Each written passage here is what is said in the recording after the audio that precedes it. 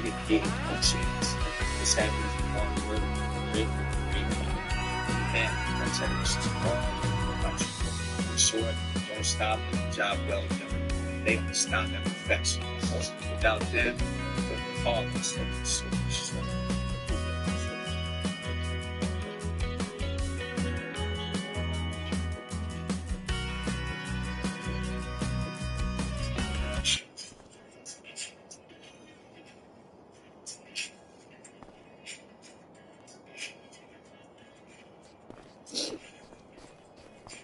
Hey, I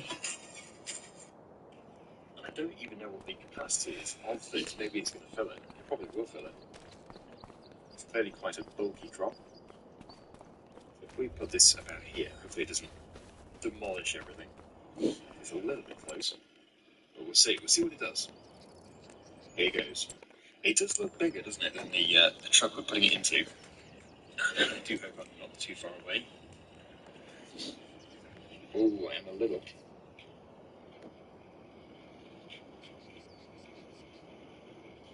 Well, there we go. Yeah, good job I unloaded. Got several loads to do. It didn't all fit into this, which is not really surprising. But it makes it look like a good harvest at least. So we'll just put that there. We'll sell that very, very soon. I will just finish the harvest, and then we can do things like getting the lime spreader back, and we can do the mushrooms. I have to do lime spreading in episode 3 now. We will see. Obviously, the green bean harvest has taken quite a bit of time, but it's only a small header, so it's hardly surprising.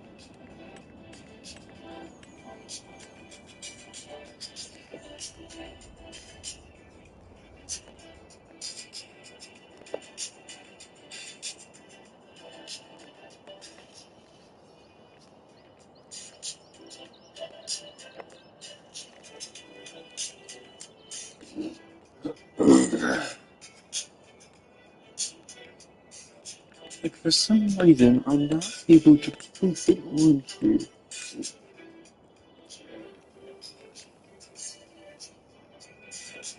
I would like to do some wood harvesting and stuff like that.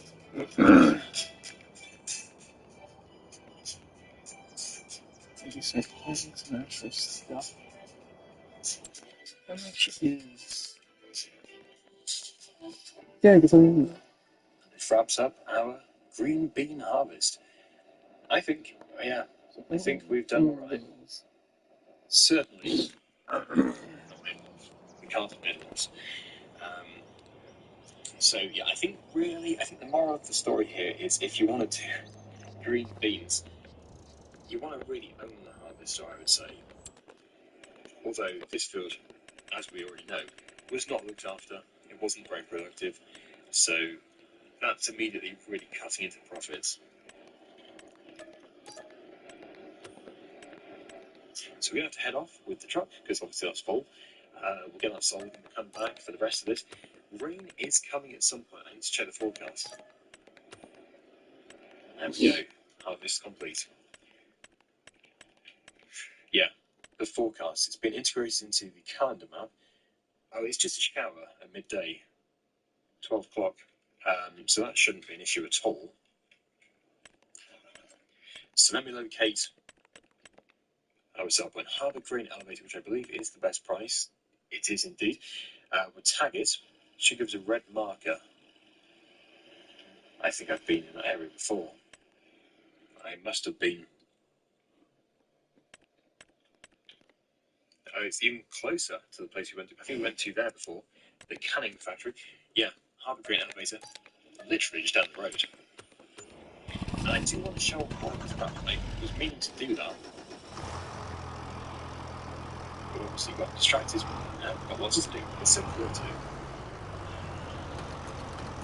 I think what I'll do is I'll fly it. We'll just pretend we have a drone. So when we get to the port, I will send the drone.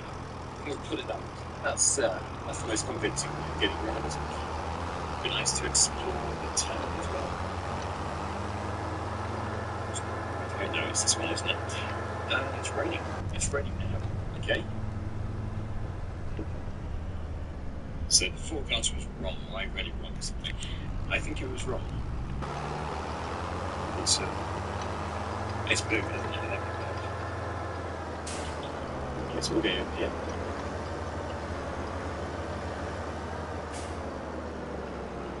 There is our sub point.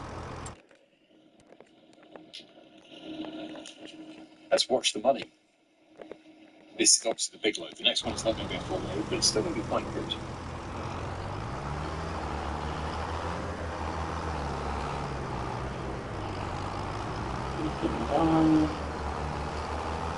About 17,134. Yeah, it's not bad. It's really not bad. It's rather profitable for us. Right, I'm going to pull over. I'm just going to go over here. Something right now. Great. Yeah, if we go on flight, we can fly up.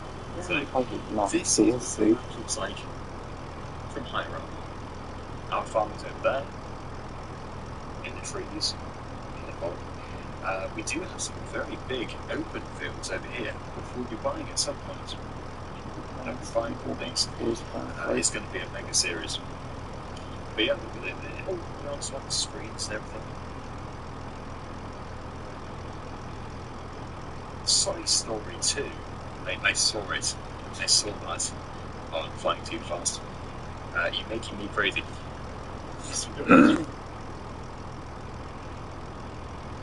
Stream now, perhaps. It's a riveting show. Sorry, Story 2.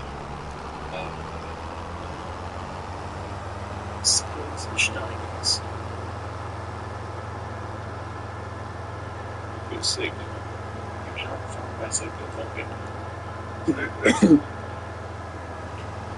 Yeah, so just drive these streets, we have a bit more time.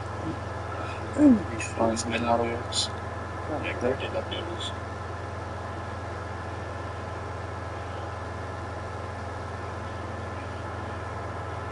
Star Trekker. Yeah, Star Tractor. Yeah, that was good coincidence actually. Okay.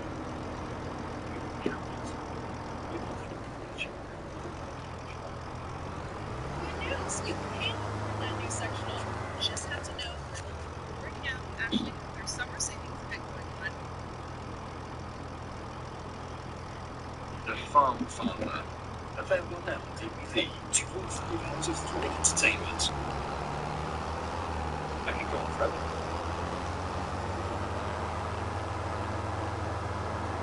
Beat Dreaming. Live in concert. We just harvest the beats. Pounds cakes. Final Thoughts. Storm. Haven. Moving along. The full collection of Star Trekker. Farm long and prosper with Superstar Tractor. Oh, that's one you don't want to miss. That's for sure. This commentary is making me hungry and thirsty. Let's have some of this. Actually, we can't interact with it, can we? I would love to use the vending machine. I'm tempted to keep going, but we do need to get those beans sold. But look at the road. The road is all ugly. Oh, those reflections are beautiful. That's nice. You know, since we're in third Good person, let's go third person for our character. Okay. Well, let's get back to the lorry because we want to see the water, wet textures on here. Hopefully, when we get driving. Don't know if I've got. I do have my graphics set to ultra, so we should be seeing everything that there is. I think. Certainly, the ground is very wet. I actually Oh, we looked need wet. something to lift you, don't we? Okay, hang on. Yeah, we seriously need to look at that and get that solved. Whoops. Sorry. That wasn't my fault. Why am I apologizing? That's what it wants to be. Right, nice little. It's like a Simba. Too much. Ooh. Too much. The tractor gonna have any room drive? Let's just stop. Let's just stop. That looks too bad. Yeah, we do not want to be tipping on the floor. That's better. Yeah, ground food is not great. It's been on the ground. And that's it. So we will return. I think we can return it. Well, I can certainly return it from the map view. Return. We don't want to incur the hourly fee. So yes, let's get back. Looks like the rain's probably slowing down a bit. I can see the sunshine again. Let's take these 4,380 litres over to the start point. I don't know if I was speeding actually before when I didn't hear miss. I blame the other lunatic. Both lunatics, but even bigger lunatic. Driving like a maniac.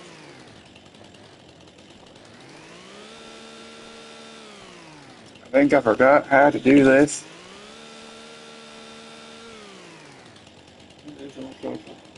Yeah, beacons. There he is. Right, so we've got enough money to repay the loan in full.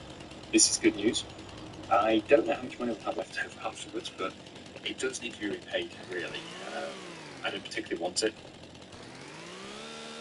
Right, all repaid. Alright. We had 4,424. Should be able to do this. Yeah. Yeah, we need to have 5,000 then. We'll have 5,000. Because the water tanker is. As I use a crouch. Just realised my line is getting wet. I don't think it has an impact on it, but it is getting wet.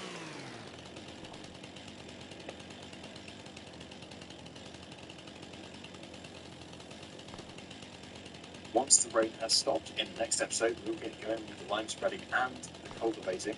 It's good here with the bean field, because it is September.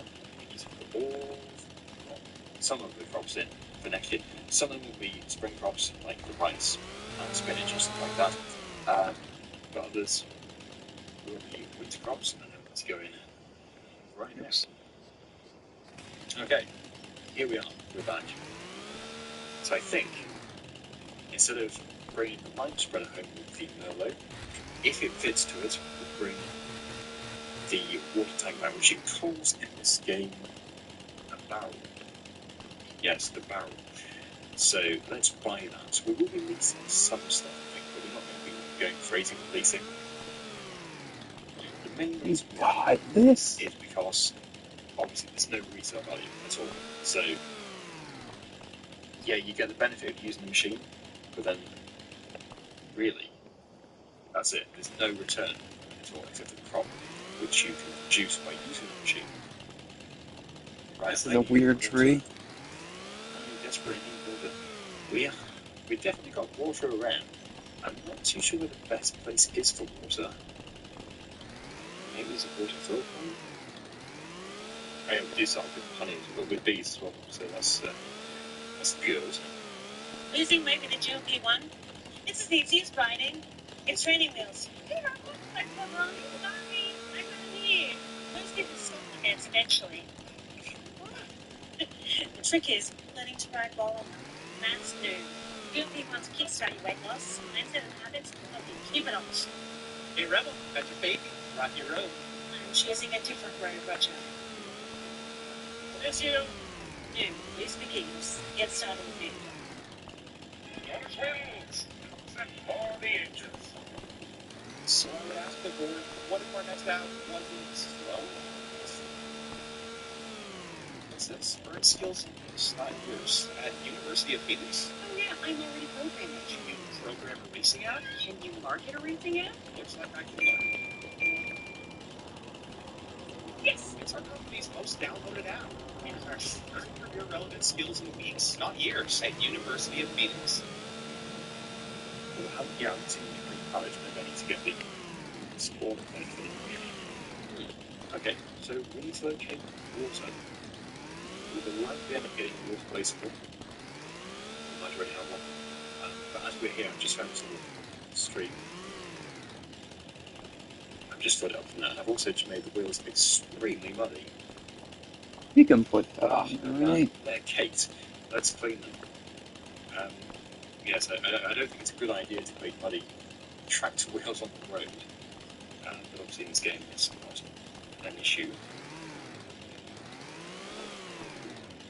Alright, let's get back to the farm. We'll see what the tyres look like. Yeah, they're already looking cleaner. Muddy's coming out. Wow, look at that fog. You just get stuck. Some of the valleys, little valleys, little low areas. Right, so I've stayed on the road the entire time, I've not done any off-roading. So these wheels are coping very nicely. We are going to finish this episode by just getting the greenhouse of mushrooms going. And then it'll go on to episode number 3, which will be coming out very, very soon. In fact, by the time you watch this video, it might be out. Possibly. It's only going to be a few hours after this one, so yeah, keep an eye out for that. And if you haven't done so already, please remember to subscribe for the latest videos. And if you like the video, always very much appreciated. That's the spawn point for mushrooms. Looks like a waterfall point to the back. Let's just check the tyres before we go off-road.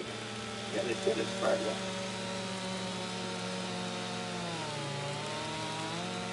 Right, okay. Dumping water. And I don't know if I have to activate that production. I probably do. But they've taken it on. Productions. Right, so it's a medium mushroom greenhouse. We have enoki, we've got oyster mushrooms. I'm going to activate, well, both, I guess. The fourth one we activate. We've got space for more water with a full tank, so we'll do that next time. But it is started. We are producing mushrooms, and they are storing. Instead of storing, can change that to distributing or just sell. But no, I'm going to store them for the best price. You can see the wet. Oh my god. See the warmth on here. But anyway, there we go. Thank you so much for watching, everybody. Hope you enjoyed the episode. And until next time, see you again very soon. Bye for now.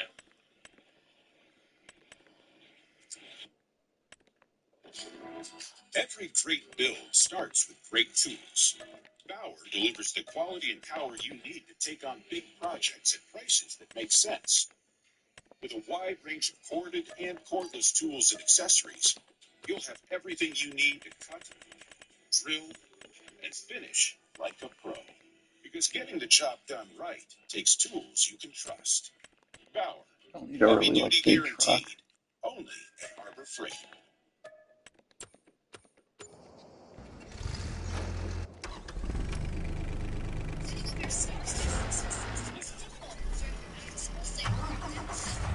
Savings on twin mattresses at the Colorado Toys Network. And the only one thing back to the Space Today. This is the latest version, and I am once again delighted to share it with you today. So, we've just waited for the rain to pass. It's meant to become sunny, I think. The rain was actually supposed to stop a while ago. It's just beyond the time that it was forecasted to be. Anyway, not to worry, because we can shelter in here where we have our mushrooms. We've got our enoki mushrooms and our oyster mushrooms growing, and hopefully we're going to make lots of money. It's a delightful business. Yeah, so I did deliver a tank load of water to here in the previous episode. We got it from the stream. I'm starting to run through this, so I hope it wasn't. I really hope it wasn't. But anyway, yes, we do need to do another load. Now, there are placeables for water, so I don't know how far it's been seaweed on the sea. So, yeah, I think we'll get the water tank. Also, in F20 it costs money to get water out of this. It might do 25, I'm not too sure. It's £3,000 before we start. I think that amount of money might as well just go to a river, stream, or sea. Sea running. Quite fun fun. which is yeah, that's good. So that is a that's one. A good few looks extremely right. That is very good. That's the thing. Right, good to see. Good to see. Beacon on. That's just very well field. Yeah, so it's It is slow and steady. Everything. Part of it comes well. We're getting quite full soon. Let's get to the lowest point. But yes, the job for today is to drill some of that hole because some of it is done with spring pipes, such as rice and spinach. Well, I think there's something is that I don't actually see salt there. So they're studying it. But I know maybe it's quite a lot down here. Hopefully not too far. We know that the stream was rented before, but it's not quite a lot. So it's just faster going as well. That car shut up. I just got overtaken by a car. I can't believe it. I've been saying for so long, I wish the cars would overtake us. It just overtook us. It just overtook us. I think we just stopped once again. Oh my goodness, that is amazing. Finally. It's taken us to episode 3 to discover it's the same. As if it's all the time. This is 3 hours of a really good project, right? It's just a couple of days ago. Let's see if it's a beach and friend over here. It's not sure why the icon saves, because I think I did the last one I covered for it. If I do, I can't like do anything because I can't edit my stream where I don't want to. Splashed up straight up there. It's like splashed up. If I actually get this up, there's some deep rocks there. If we get put together, we'll be able to.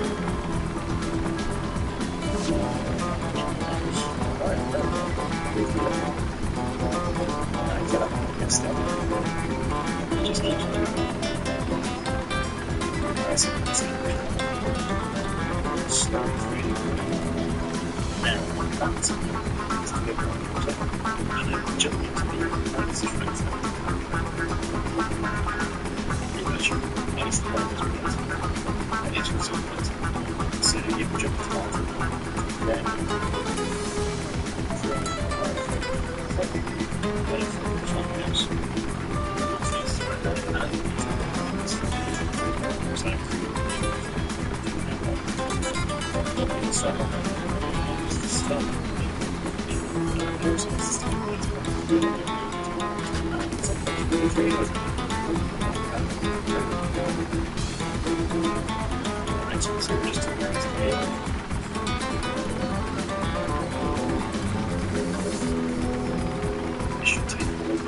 it's about 2 6%. That's fine. So yeah, what we need is the tractor. Let's just see if 27 is lying because we do have line 1 enabled. Looks like it does indeed. So it's from 28. It looks like I don't know what to do. So we just spread those two. And then we'll just the line was running. And 1. So we don't have so it's spread on there. But we don't have, at least I don't think we have any fertilizer. I don't think we have any lying around the farm yet. So yeah, we'll be able to purchase that. And Ford. Let's go. Create your coziest bedroom yet with the Dorlena collection at Ashley. Casual, brick style creates a living space, and the upholstered headboard. Here it is. We had the pie for well, let's take the 2 things. We definitely for which we probably slowly come back to the let's see how far these get on. But anyway, as we have this, I would actually like to change the structure of this as well. But I think probably 100% true. That's good. Yeah, they're pick it up here, is it? At the same time, it's quite important mushrooms. Sometimes in income, and we don't have much of mushrooms. I haven't even checked the price, so we have to do that. We have a couple of cards to sell. Come on, Tractor, we can do it. Like this job doing so let's get back into it. Yeah, that's quite a heavy price. This is the real deal for the first one. Have you planned to go in like that? Spread line of fire. Also, the GPS particular job is particularly thin. The same in terms of it, and it's really that much easier. It's like a the GPS is absolutely full. It's really big open rectangular square footage track any kind of large event.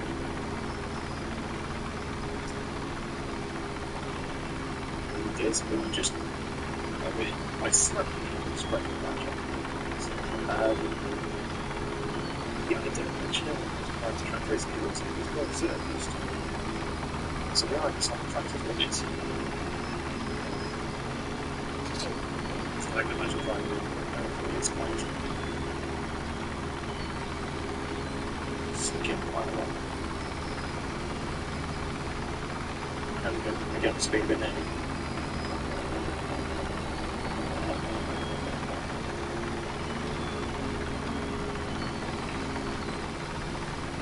And then we get to here with the drill.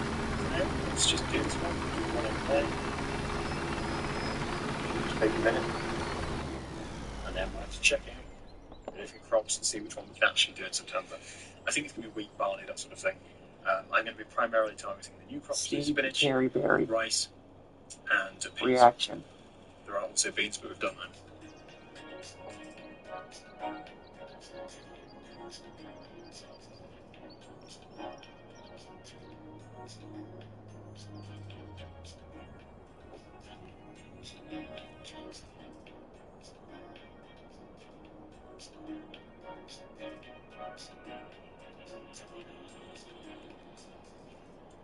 Yeah, so with the crops, we can only really do, at this time of year, wheat, barley, and canola.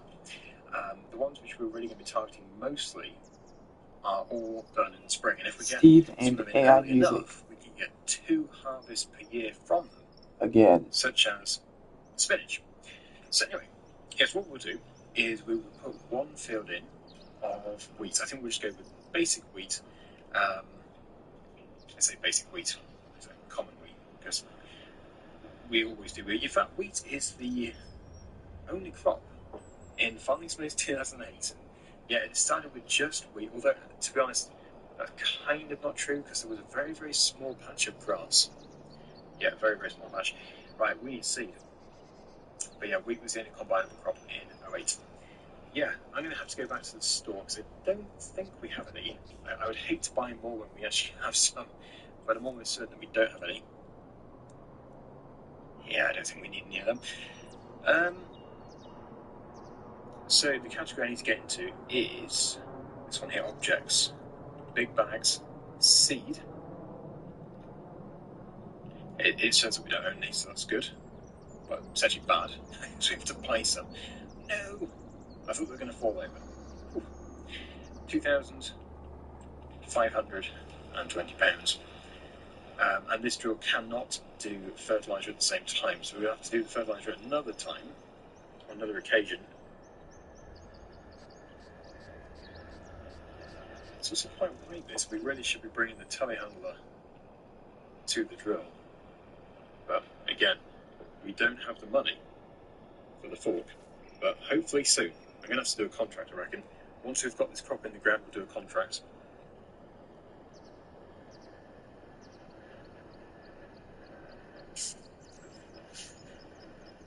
In he goes.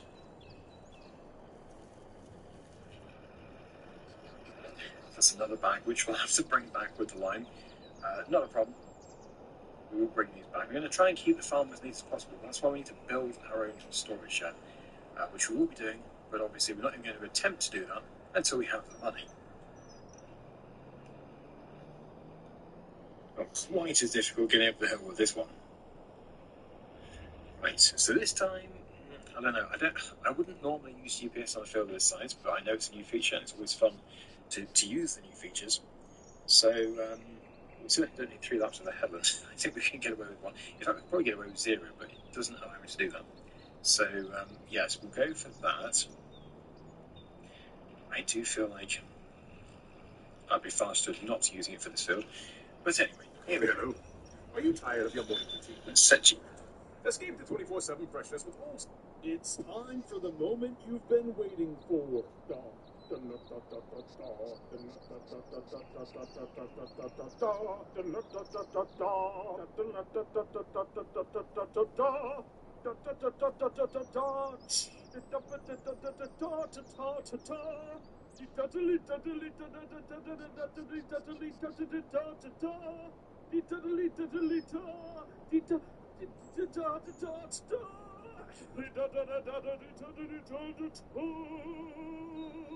Introducing the box. You could possibly win what's inside. You can see the box and also yours truly, Keen Boy, live this Friday at 3 p.m. Eastern, 2 p.m. Central, only on twitch.tv/KeenBoy for my debut stream. Guys, this is my first Twitch stream. I will be streaming very often. Go follow me right now, twitch.tv/KeenBoy to catch me live on the air. And also so you can possibly win what's inside the box. See you there this Friday at 3 p.m. Eastern Standard Time.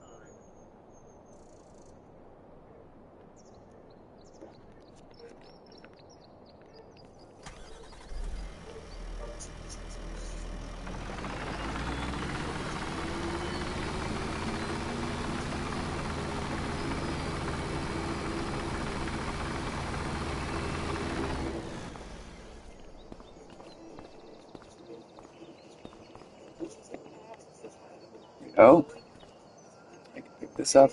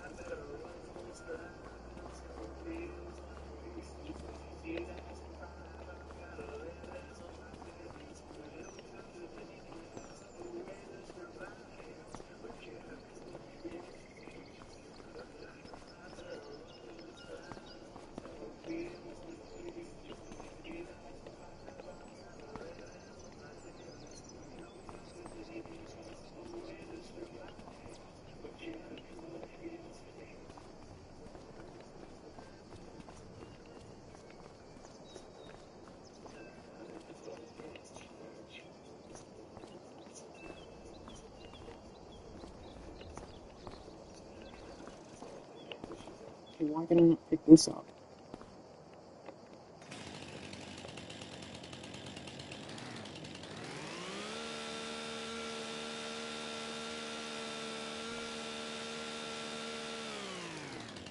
Oh, I'm doing something.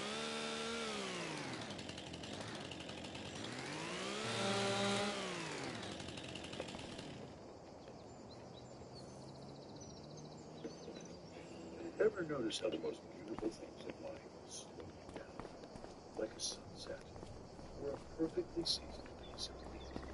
Now, we're not saying watch Peppermint Hill, a sunset. Come in tonight, along with the Brewmaster Wait. It's a sign of when the kings be your leaves. It's a sign of when the kings be your leaves. It's a sign of when the kings be your leaves. It's a sign of when the kings be your leaves. It's a sign of when the kings be your leaves. It's a sign of when the kings be your leaves.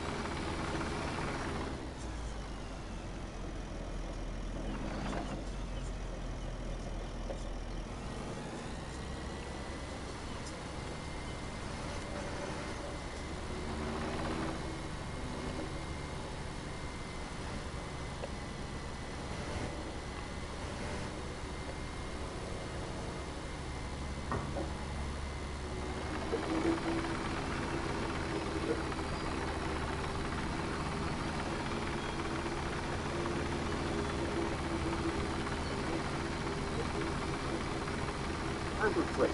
Good.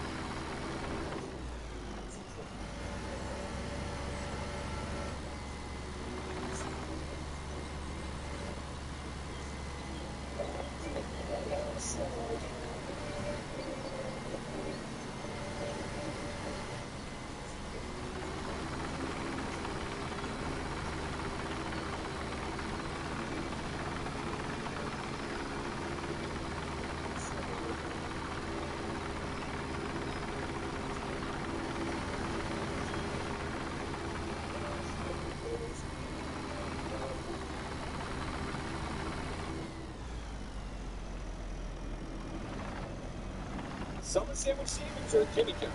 $8.99 meal. Oh, that's good. Two homes. Only a 3-bedroom home. Your records.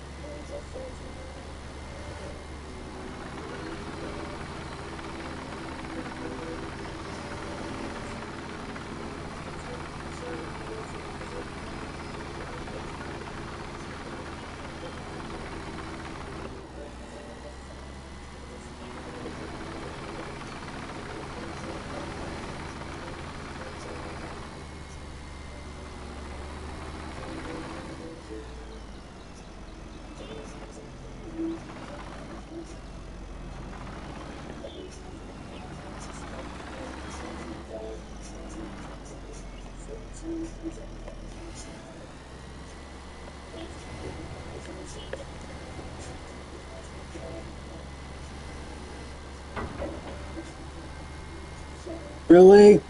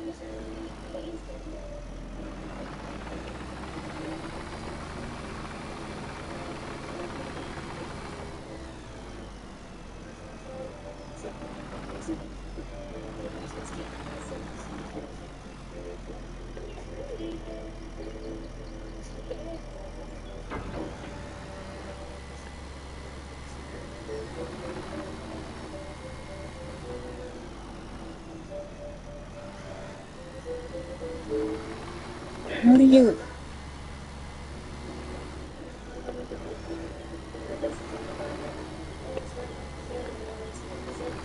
No, there's a way you're meant to... Hang on.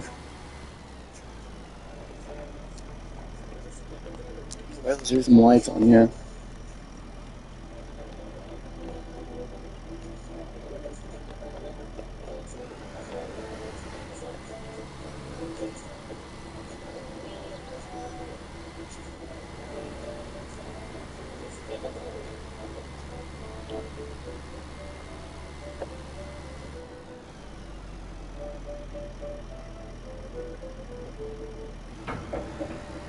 There it is.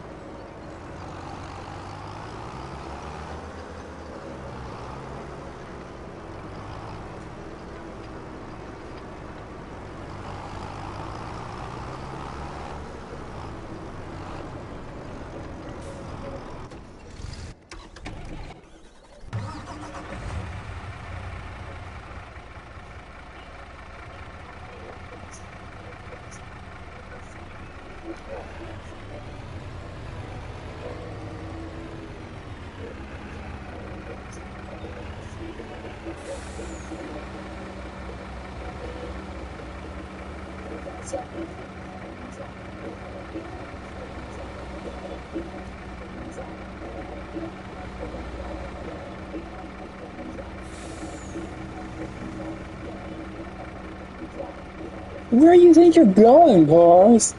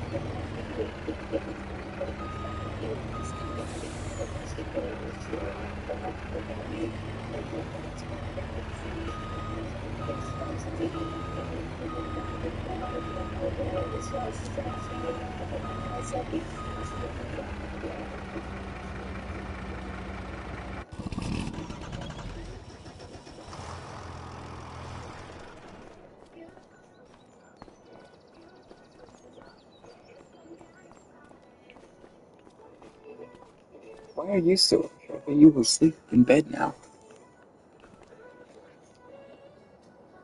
Really? How long do you stay out here for?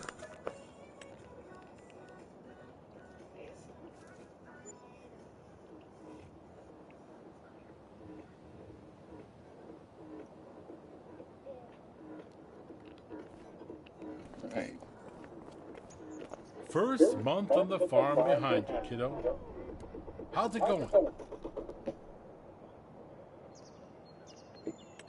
Nice to hear. Don't forget, farming is a learning process that never ends. You will always learn something new, no matter how long you've been doing it.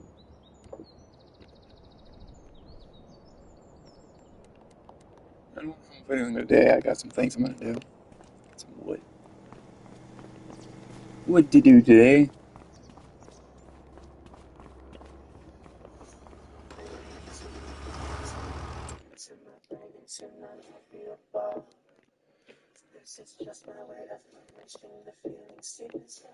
Let's see. Where's the bow? There's David. There's Ben and Walter. Katie, I think. Ah, there's my boy Noah.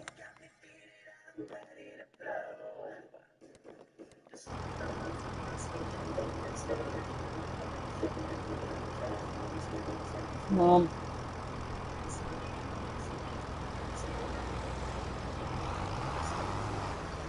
Oh my god, R.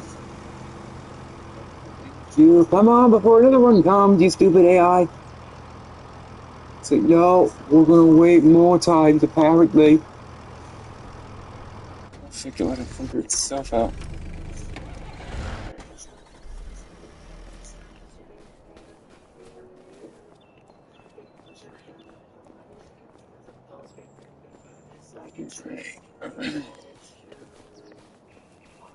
What I'm gonna do today is I'm gonna get rid of a bunch of these trees. Some of them we don't actually need.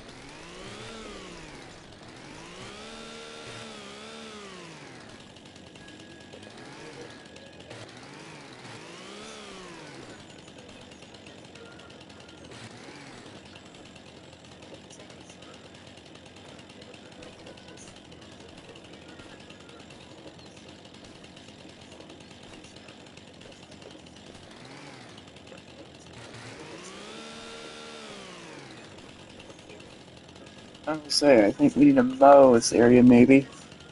It'd be good if we kind of mowed this, I feel like. Yeah, I do need a couple other things, actually. But we need a mower. That's definitely certain. Mowers.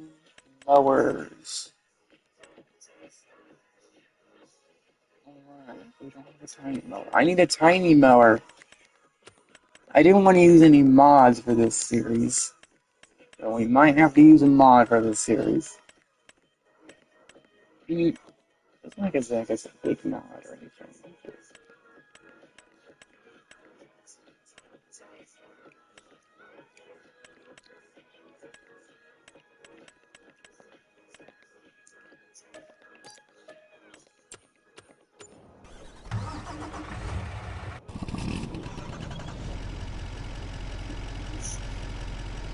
Nope. Hang on.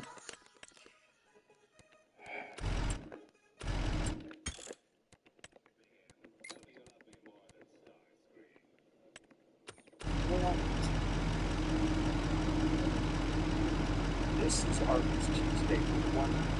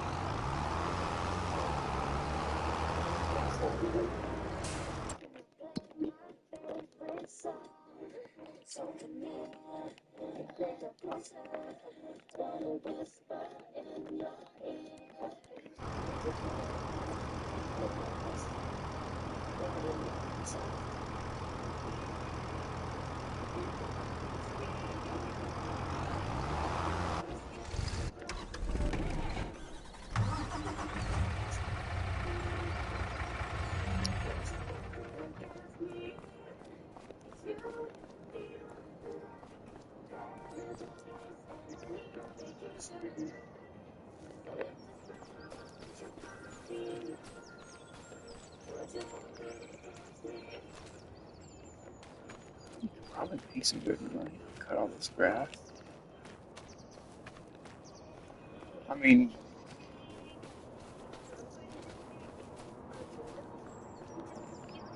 it's kind of a run over here, but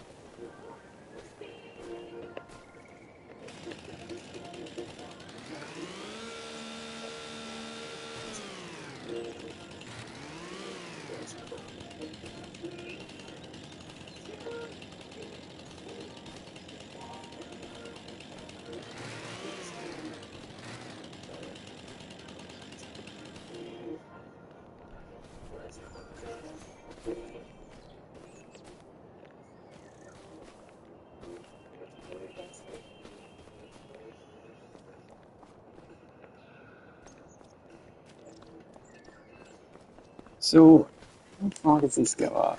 He goes pretty. Let's do pretty good height.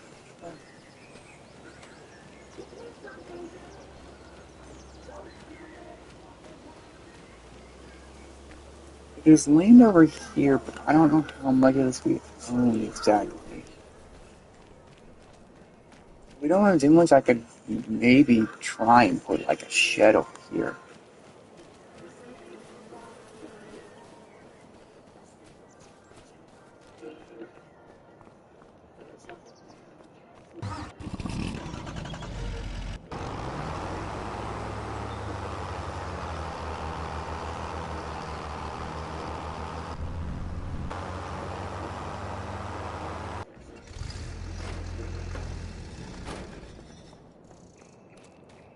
Oh, he's gonna start cutting.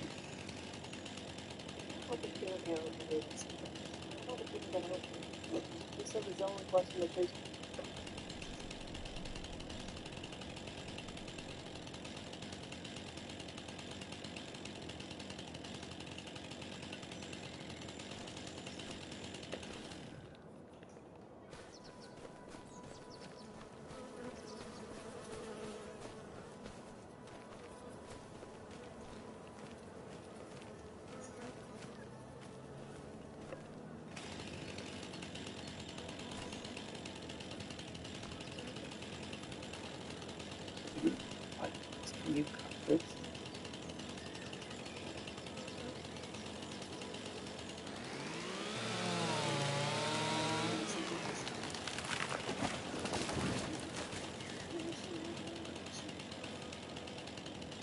Whatever is there, I'm gonna start cutting.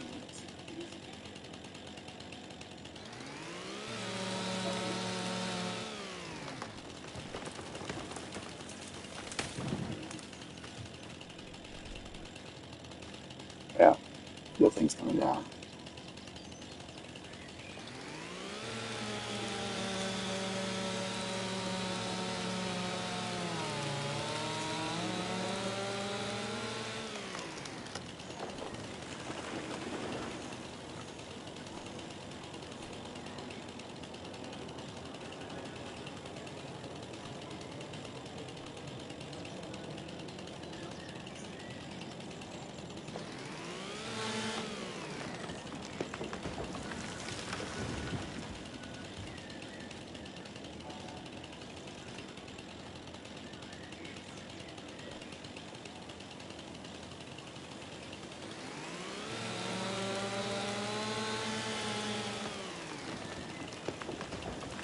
No, it's the forestry episode, apparently.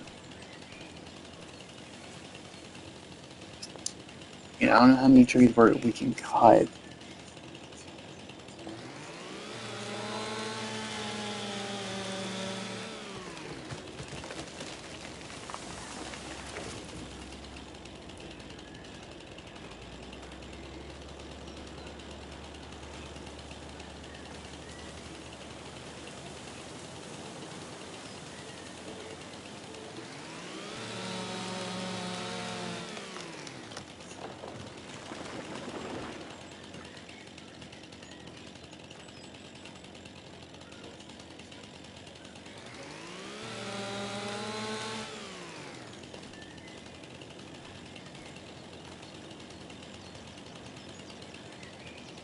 That's a really big one. Cut down.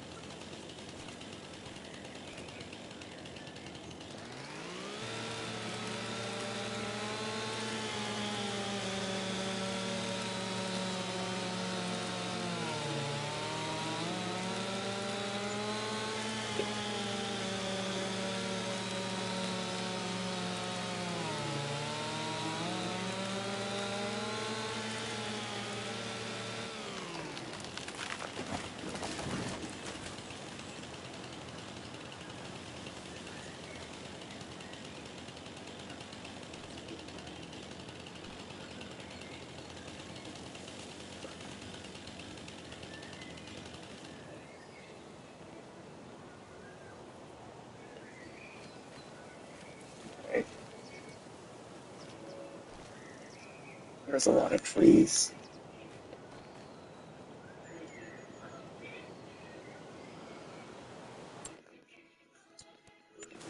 I'm gonna do to make the videos here so.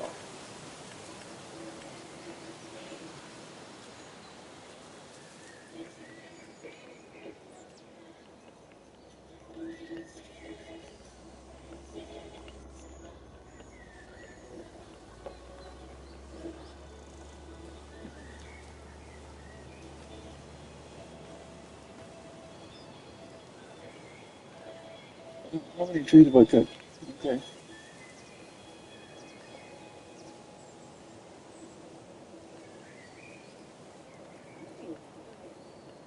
Which foundation is good for a sneeze foundation?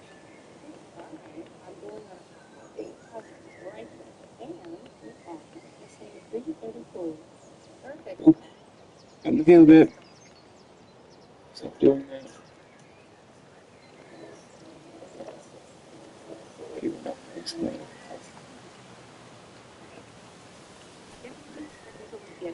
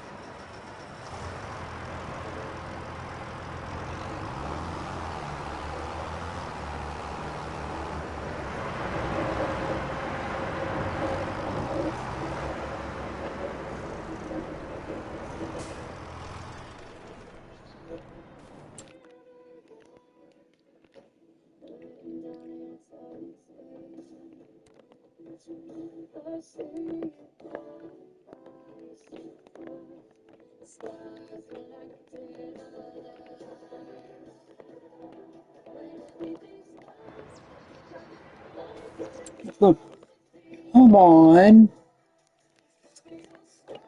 Is there a place? Let's see. What do you...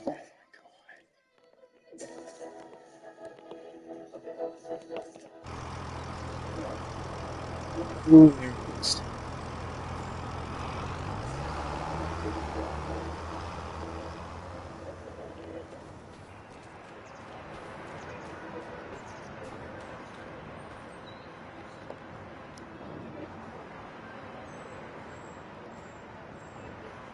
I don't know you.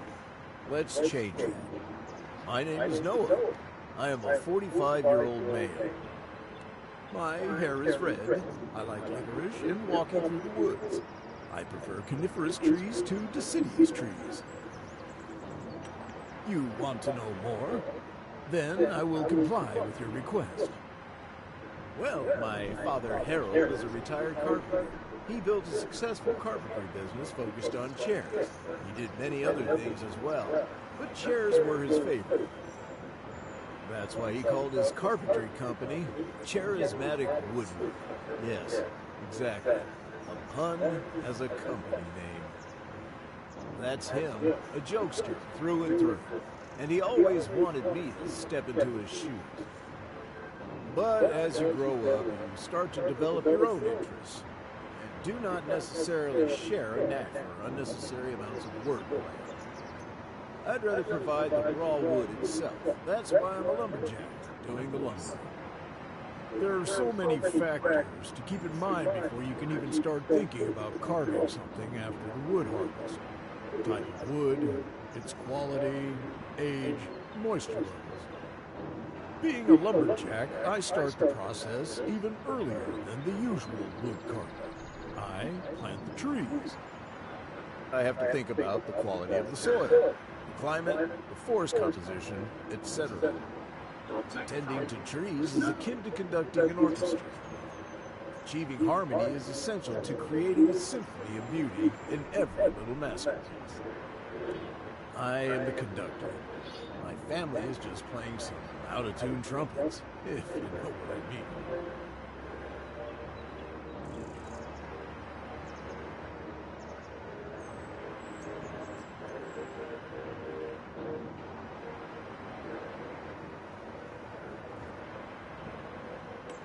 I profusely apologize if this is perceived as hostile. They are good people. Skilled, but I think puns and basswood are holding them back. To continue the story, however, lucky me, my sister Melissa took over his workshop. She is quite the skilled carpenter, always wanted to work in his wood shop, and so our father granted her wish. I never really got into carpentry the way my father and sister did, but I do in fact like carving wooden figurines. Both my sister and I have a talent for wood carving. The moment we were able to handle a wood carving knife, we were competing to carve the most elaborate figurines. It's still up for debate which of us is more proficient at wood carving. She primarily uses basswood. If you ask me, that's enough to end the debate right here. She used to live in the Silver Run Forest. Her figurines are quite popular over there. She still holds that over my head. If you don't know me, I'm Austin Curry. I played the Red Ranger on Power Rangers Battle Fury. I think a lot of words were said now. As I have to proceed with my business, I wish you farewell. Now she shows up and restores the Dino Him statue so that our team can work it.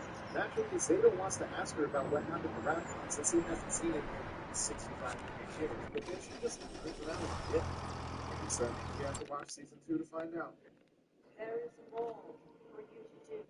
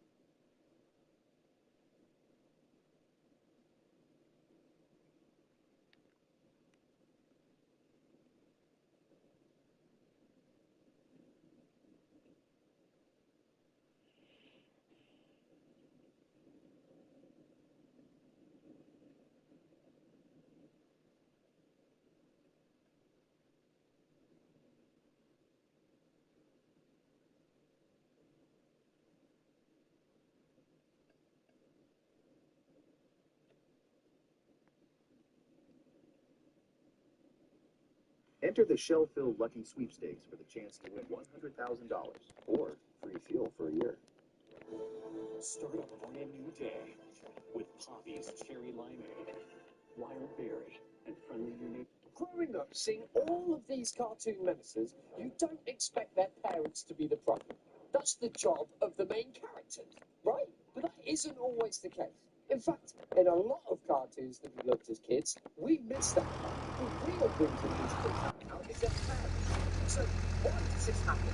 And which of our favourite cartoon parents are actually guilty of it? Well, for starters, probably these parents are guilty.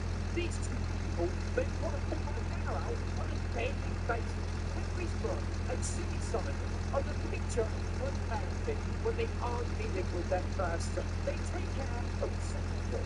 Perfect picture. and overly doted whenever they have the truth, even when he was wrong. But Henry might as well be a damn cockroach feeding off the grains in the cupboard with how much they don't want him there. Right, then. Don't be hurried. This, dear viewer, is what I call the golden child hour. It's so hyper-focused on just one of their kids, while they act like they would trade the other kid out for a chocolate bar. And I'm not exaggerating with that analogy either. There's an episode where Mum claps when a magician suggests that he wants to make our son disappear. Well, now I don't think this clever little boy disappear. Yes, when your kid's rival gives you the "what the hell is wrong with you" look, you should really go to your bedroom and have a good long hard think about what the bloody hell is actually wrong. Another good example of this quote would be Home Alone from The Simpsons. He aren't as obvious with it as Henry's parents, but his first instinct whenever he sees Bart is to treat his nephew as stressful while their perfect daughter Lisa gets nothing but the princess treatment. It's not hard to see who's the favourite kid here. Bart, don't call me that!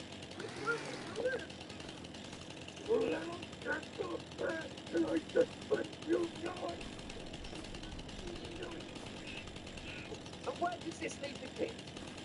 The golden child ends up being spoiled and entitled when you thought being treated like the very ground author of God.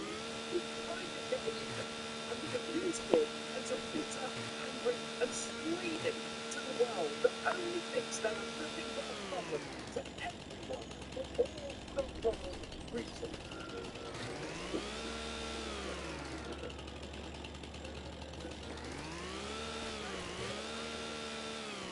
Doesn't mean that being an active parent of your kids' lives can have good results either. I mean, take Stefan and Linda from South Park.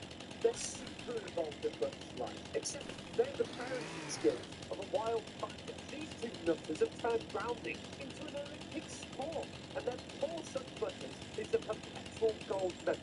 Take How to Eat With Your Butt, where Butters gets grounded for making a silly face in his school photo, except that's just his face.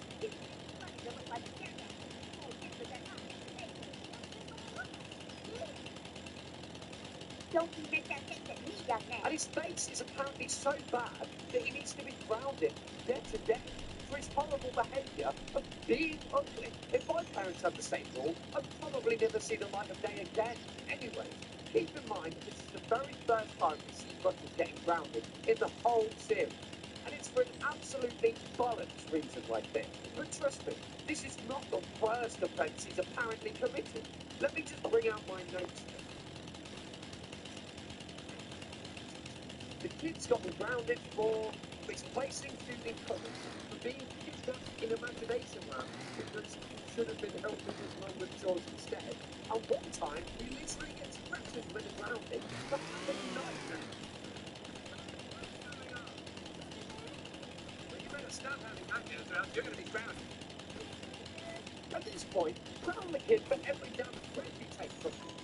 But that isn't the worst. No, the worst has to be in the episode where they tried to sell Butters to Paris Hilton for $250 million. And when the deal fell through, they grounded him for it.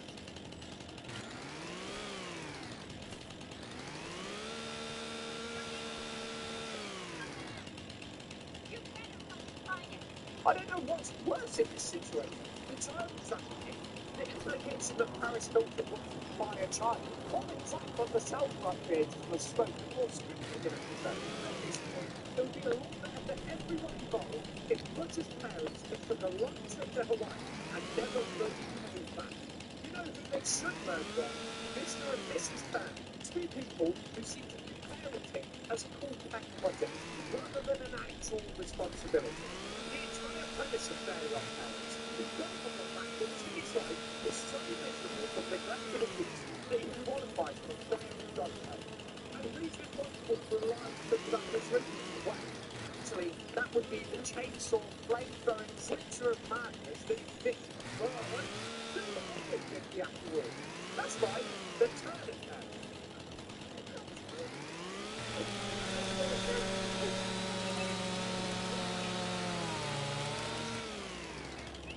Well, technically Timmy himself, but only after his parents basically abandoned him. I mean, there's so much that means that it starts with Timmy being kicked around by, you know,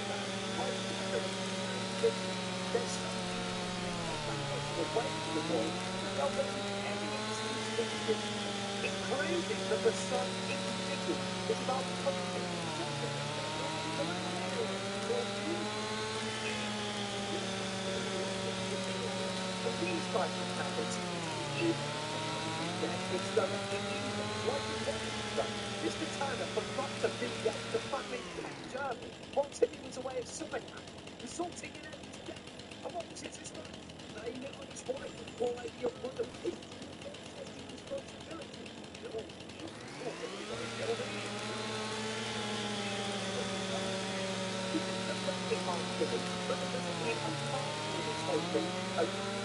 That's why I call it parenting style, but never that. Because they don't actually harm their kids, but bloody hell, at least they can look at your son more than once a month. Even if you see him on the road last year,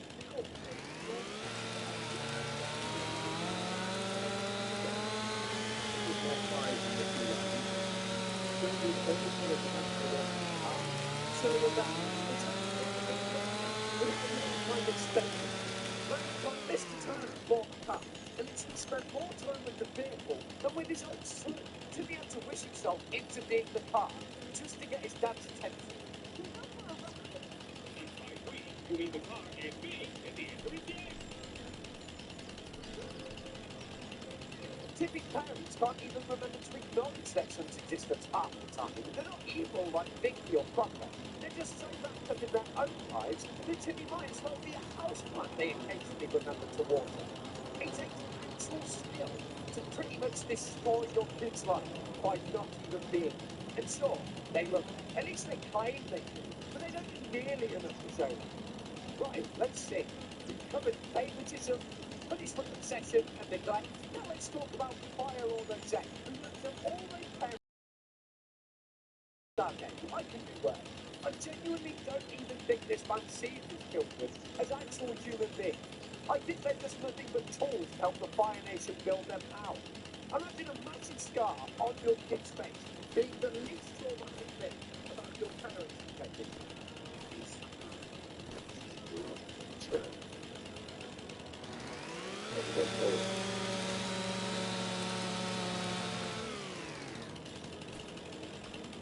Bunch's kids are just entire psychological projects on their own. But let's try and look at them more than a moment. Starting with the Foundation Prince himself. From the moment he wrote for, O'Shea wanted to start because he apparently liked that spark in his eye. The man literally considered killing his own infant son before he wasn't immediately impressed with him. As punishment for trying to steal erotic birthday, O'Shea fully intended to go through with it until his wife Ursa intervened.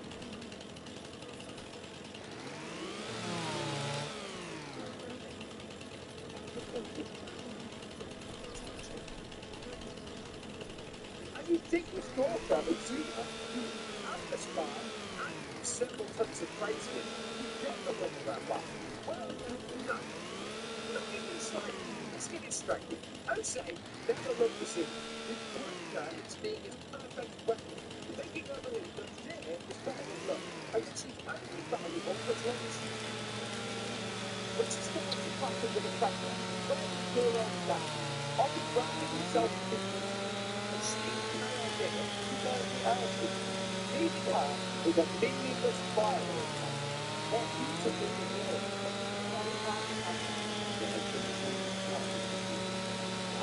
I just got to the day of my very real.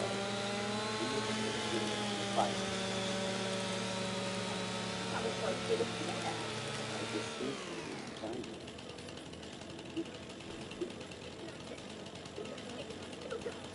I do not like it.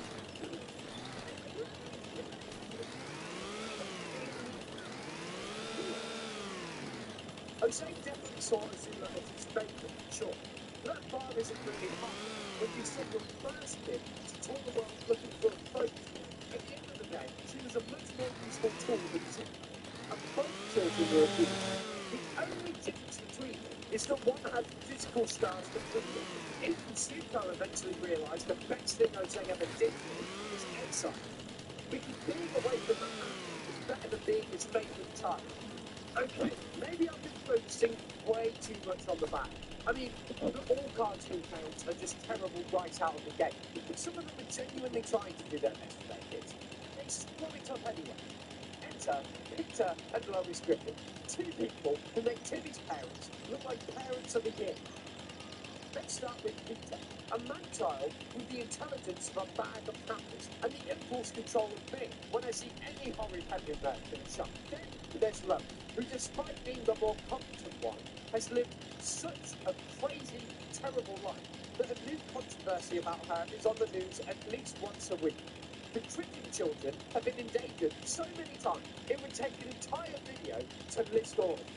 I should probably do that at some point, but anyway, Peter and Lois don't even try to hide how much they don't care about making. Take the time Peter let the whole household run uncontrolled. All I can say.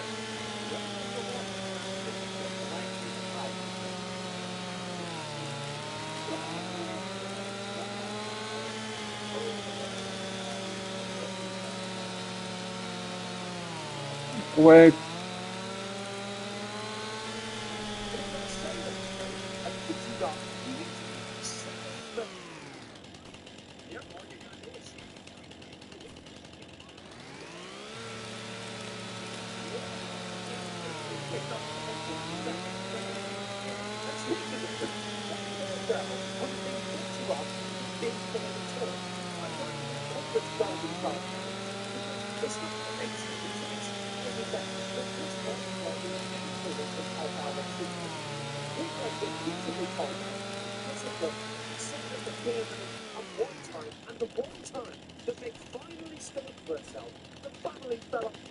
Because they needed her to absorb their dysfunction.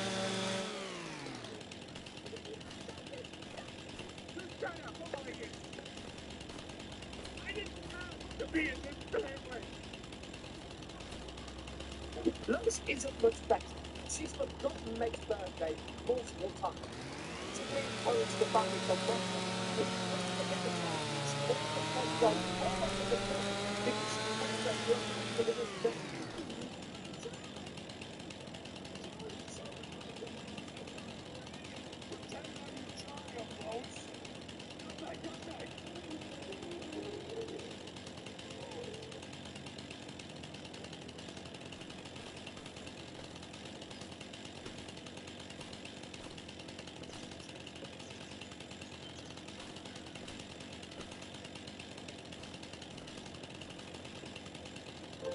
Meg is easily their worst target gunner, but Chris and Stewie don't have it easy either.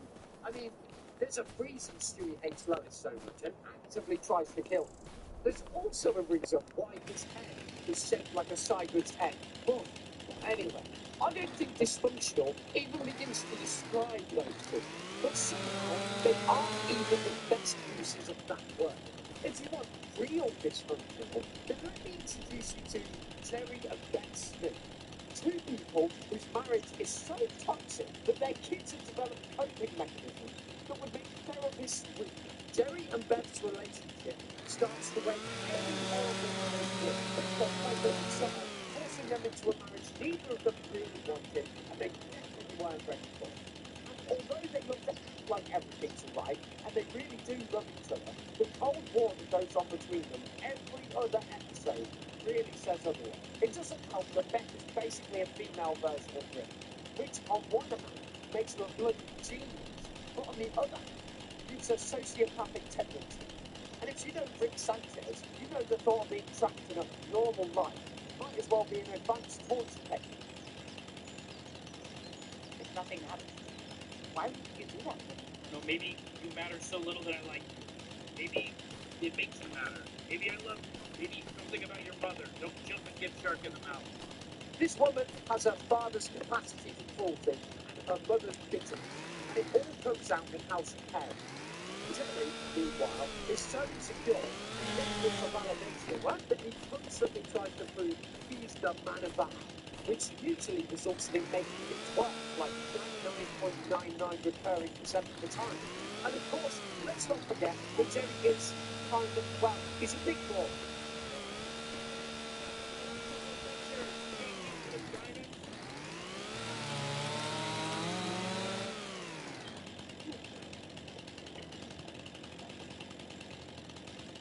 This is gonna be fine.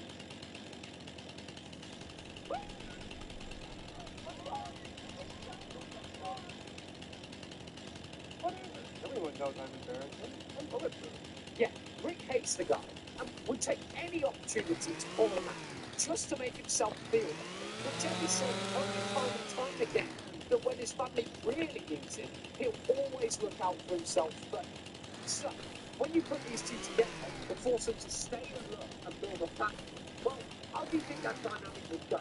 They use Summer and Morty as emotional support animals for their failing marriage, and Summer knows she was an unwanted pregnancy because both parents keep reminding her multiple times. Then, when Morty is not going on death-defying adventures with his alcoholic grandpa, he's forced to choose sides or mediate between two adults who should know better.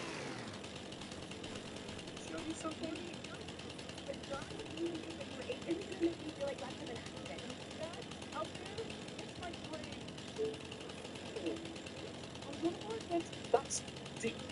Which makes me you think the two of them just splitting up would be the best result for literally everyone involved. Honestly, you look right now. When they finally did spend the night sleeping, the kids would notice King Anger. That's become everything they need to know.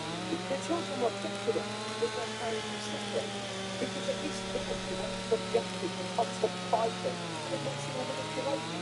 I mean, if we give them the benefit of the doubt, they were trying their best. They were playing. They were playing. Which honestly is better than a lot of parents. Especially the parents who got behind Steve's steps. You see the guy in almost every episode of Phineas and Ferb. But have you ever really taken the time to think about just how much effort two people have to put in to be so absent from their son's life? So like Phineas and Ferb, we get glimpses of Rick's childhood through his backstory.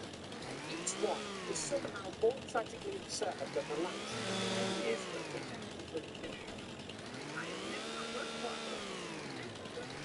I don't even know where to start with them. No matter what part of the timeline I point to, it's just hilarious. But for starters, his parents missed his birth. Not because of an emergency or anything, they just weren't there. I don't even know how that's possible.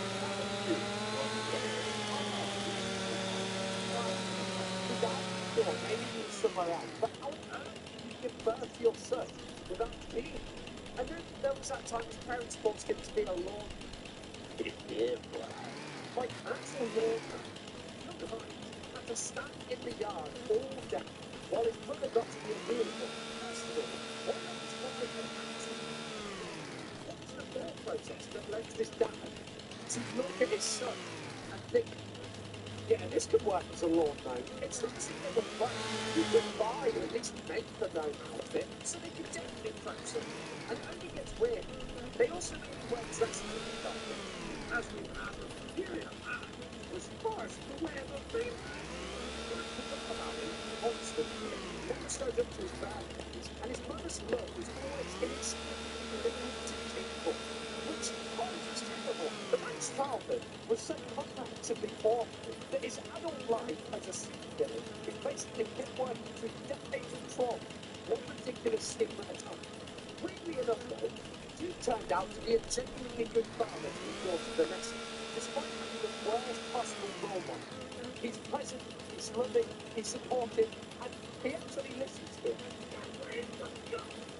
Even though his parents were never any of those things, and honestly raised him like he was a piece of pocket, he still managed to turn out to be a pretty okay guy.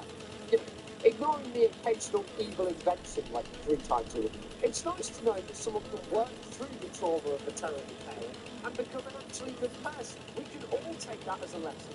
No matter how terrible you were treated growing up, things will get better. Don't you dare say that we don't give good lessons on this channel. Subscribe to the channel and I'll be back with a new video before you can blink. I'm serious. Blink. Right. You see? There it is. On screen already.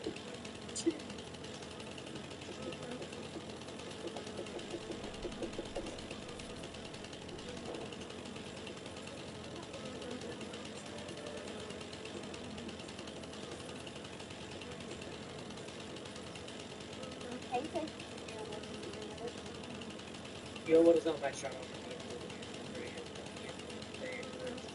Commentary video. Yeah, today we're going to do a commentary that involves, well, this video I just came across. And it says, the fattest girl ever. And video.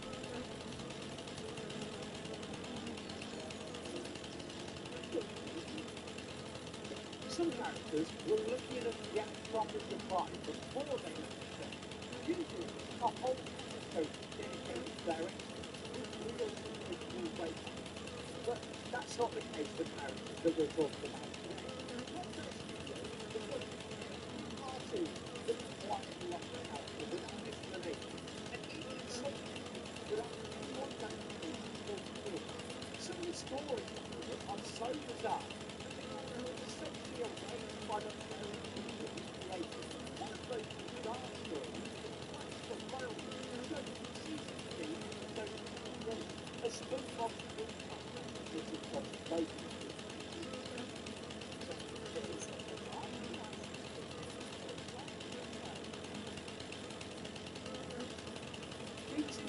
as a tough, intimidating thing who wasted absolutely no time to start using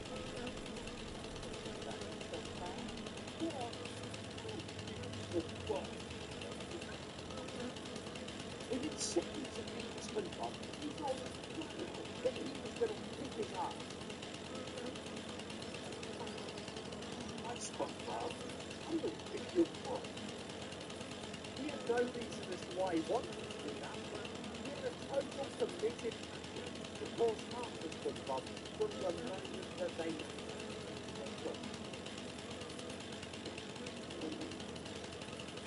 His role in that show was to represent something SpongeBob rarely had to deal with, which was a straightforward story of kids who had decided to make SpongeBob's life miserable and was not going to stop.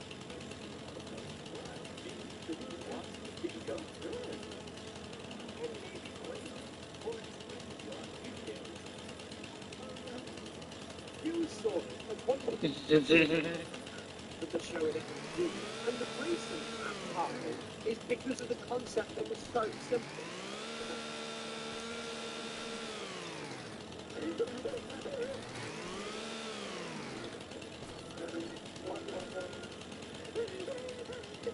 And also because of SpongeBob's complete inability to be hurt physically, made the whole situation accidental throughout.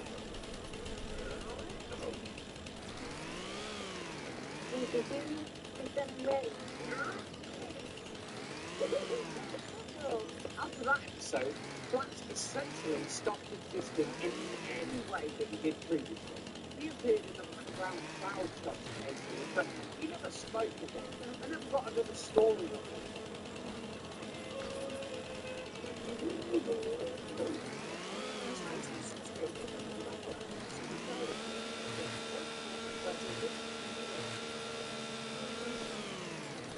Hey, Holmes.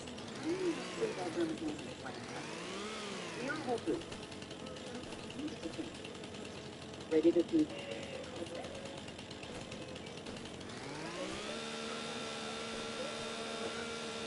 The show initially one of its most compelling concepts, and then decided one episode was enough. Years later, Flash became a popular internet movie, which gave them a strange second life on it. But of course, the show never actually gave it.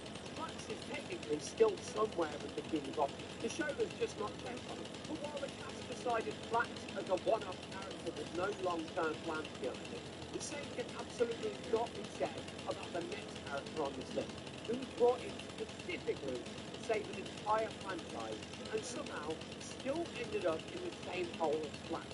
Flash was introduced in 1979 as Scooby's fearless young nephew.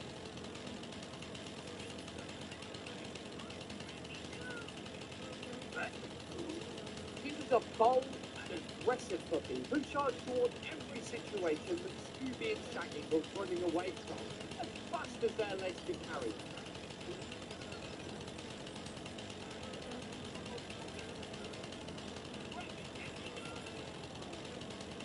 He was brought in at the point where the Scooby-Doo franchise was genuinely struggling, with declining ratings and a format that had not changed meaningfully in a decade.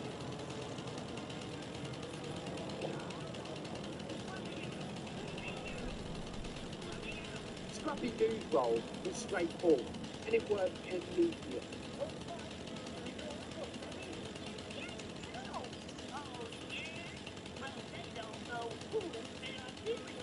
The ratings recovered, and also the show continued to air, and a reasonable argument can be made that without Scrappy-Doo, there is no modern Scooby-Doo franchise at all. Viewers initially responded well to his entry, finding him as a refreshing contrast to the cowardly named duo.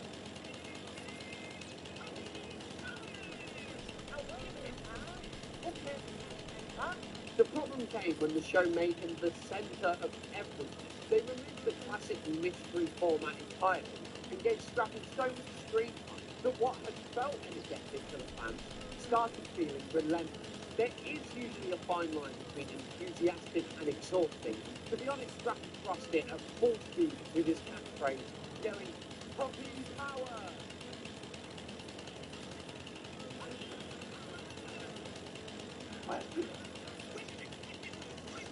Scrappy was later quietly dropped without explanation, and when the internet arrived, it gave an entire generation a shared space to agree on how much they found him annoying. What happened to him later is one of the strange reversals in cartoon history. In the 2000s Scooby-Doo film, they made him the outright villain, showing him off as a delusional egomaniac. The franchise Rescue eventually turned their back on him. He went from saving the show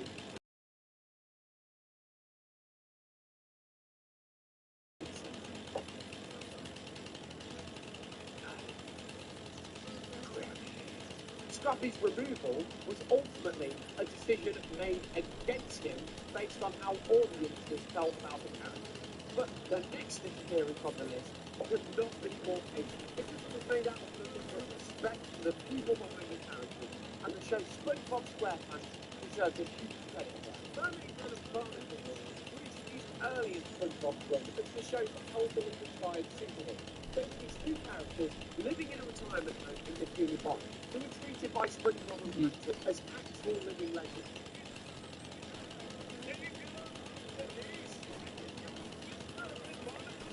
They were a parody of classic comic book heroes, and they worked beautifully across multiple episodes. With a natural chemistry between the two performers, they made every appearance genuinely enjoyable.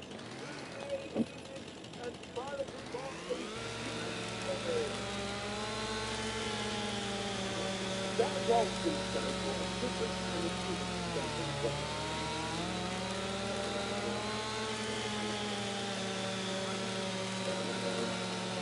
Viewers loved them consistently, and their episodes remain among the more fondly remembered in the show's earlier seasons.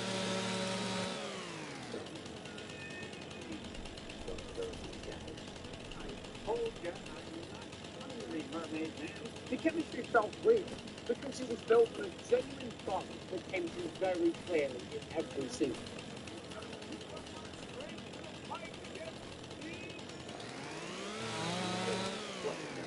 Their disappearance had nothing to do with racing or decisions or any behind-the-scenes conflict. The Mermaid Man voice performance remained controlled, and the show made an immediate decision not to recast the role. The Barnacle Boy voice actor didn't return after that either, and he passed away in 2019. Since 2012, both characters have appeared only in non-speaking roles in the background as toys and posters. Mind you, the show has been running for over 25 years, and could have recast both roles at any point. But, they chose not to, and that decision has held all leadership. Those voices belonged to those performers, and the show decided they couldn't simply be handed to someone else. This is a massive amount of proof that not every disappearance is a dark story. That said, the next character on this list had a disappearance that was anything but peaceful, and is one of the So who we playing? Local crew. Theater was 1996. How many people are about this? Everybody Ils n'ont jamais perdu. desde que la gente usaba teléfono y desde que salieron los CDs. What did the $7 big deal meal get you at Sonic? The real question is, what doesn't it get you? Enjoy a full meal plus premium chicken bites for just $7. Most genuinely complicated stories on the entire list. Chef was the school's cafeteria cook at South Park Elementary, and one of the original adult figures in the show in the very first episode. He was warm, funny, and consistently present across 9 seasons, providing the boys with guidance, musical life lessons, and also showing up in some of the most iconic moments the show produced in its early years. Leaving so soon? I got a long way to go to raise the kind of money I need. Well, best of luck to you then. How was it, honey? Pretty much what I expected. His role was essentially that of the one reliable adult the South Park was. The person who actually listened to the boys and tried to help them, even when his advice was questionable. Gonna lay you down by the fire. And to rest your womanly body. Make your bones transpire. Let's hold it right there, Chef. We all know where you were headed. Viewers saw him as one of those characters whose presence felt so established that the idea of the show without him seemed genuinely unimaginable. In early 2006, a statement was issued that he was leaving South Park due to the show's unfair treatment of the Scientology religion.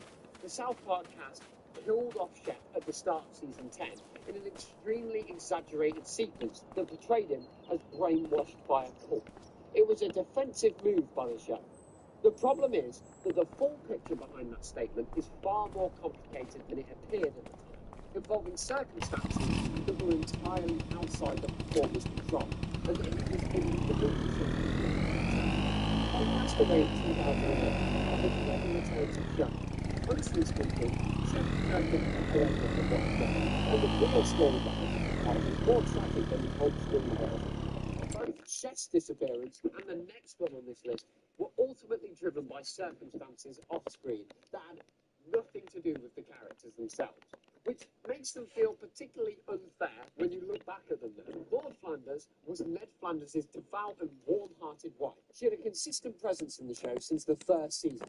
She was not a leading character, but she was always there in the background of the Flanders household. Here's my little background bar. Oh, you little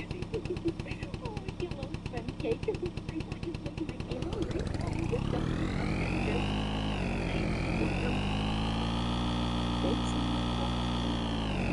So, her role is that of the moral treatment of Flanders. Counterparts and Ned's enthusiastic, over-the-top religiousness. Also, her presence grounded the family in a way that the viewers came to take for granted without even war.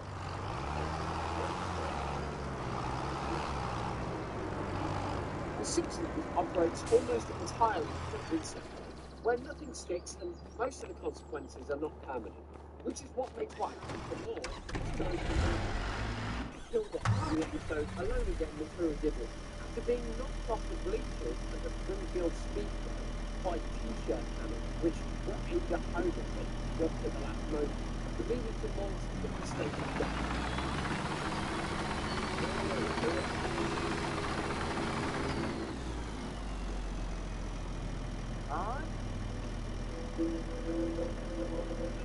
And unlike virtually everything else on this show, it's stuck. And after that, it's still 25 years later, Ward is still there, appearing only in flashbacks and occasional ghost sequences.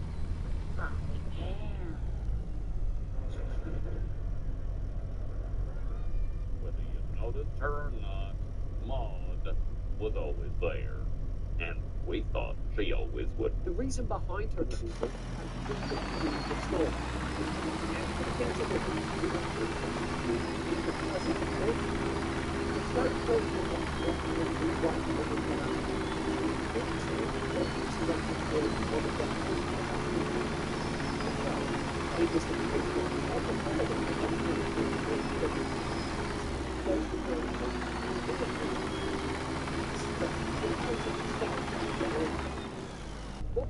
least got a death episode, even if the reasons behind it were entirely off-screen. While the next character on this list didn't even get that. Kevin Swanson was Joe and Bonnie's son. He was a recurring support character who appeared constantly throughout the Family Guy's earlier seasons as part of the Quahog neighborhood that the show built around its core group. So, do you like music? Oh, yeah, I played guitar in a band before we moved, but it interfered with my studies. Oh, what do you listen to? Welcome to Refresher Land. It's packed with black cherry, golden fire, or big pineapple, a tropical refresh.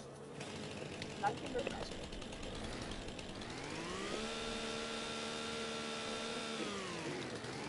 So fast. Pure travel experience is so well written. That's just not amazing. You have access to it. What a garbage fish, blur. My parents, He was never a lead character in the show. don't like listening to that stuff, but I do anyway, because I am not a robot! I also like radio. That's probably the reason for it, but he had a consistent presence throughout the show. Son, this duffel bag is only half set.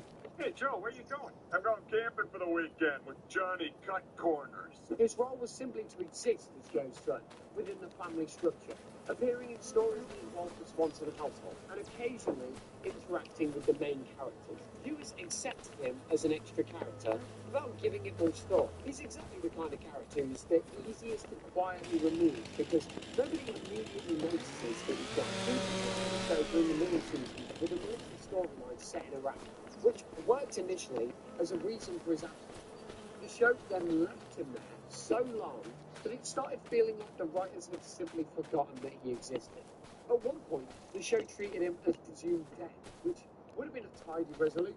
Except he then came back alive in season 11. Hey, is there room at that table for one more? Oh my god! Kevin Swanson! Son! And the show acknowledged the years-long gap with a joke about how nobody had looked for him, which was more honest than it probably intended to be. Kevin, you're alive! I don't believe it! Oh my god, it's a miracle! I guess you replaced Will Butler as the star of the dinner. And Joe, Susie's such a cute baby. What do I have in your son, Kevin? He died, all right. Yeah, since his return, Kevin has appeared occasionally, but so inconsistently that he functions less like an established character, more like someone the writers remember to include every few seasons, when a Swanson family story falls through.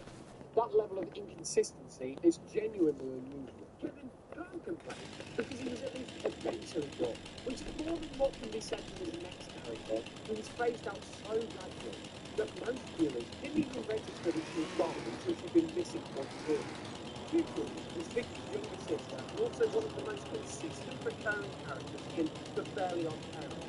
Across its strongest seasons, she appeared regularly in the show's earlier seasons as the girl with the oversized glasses.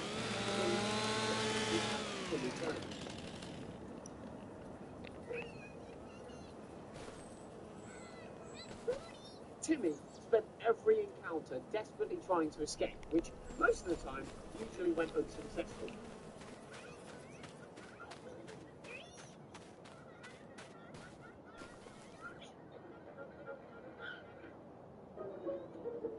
Her role in the show was that of the recurring comedic presence tied to her sister, Vicky's story.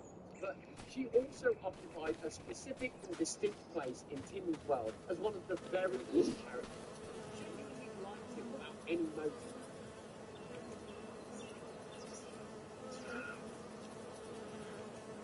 She's so obsessed with him, even the fairies think it's awful. And getting onward. Most of the people in Timmy's life either wanted something from him or actively made his life worse. But Tutu just liked him, and that made her a very different kind of character from everyone else in his orbit. Viewers saw her as a reliable part of the show's texture, someone who could always be counted on to appear when the story needed her. Around season 8, her appearances began getting noticed, and by the later season, she'd simply stopped being included. No episode addressed her absence, and they didn't even explain where she'd gone. The show just gradually stopped writing her into the scripts as it pushed towards new characters in an attempt to refresh itself. She was never officially written out of the show. She just stopped showing up, and the show kept moving on without her. What happened happened afterwards is that the series replaced her with new additions that received far worse receptions than Tootie ever had. And some of those replacements had an even shorter shelf life than anyone expected. Sparky was introduced in season 9 as a brand new main character.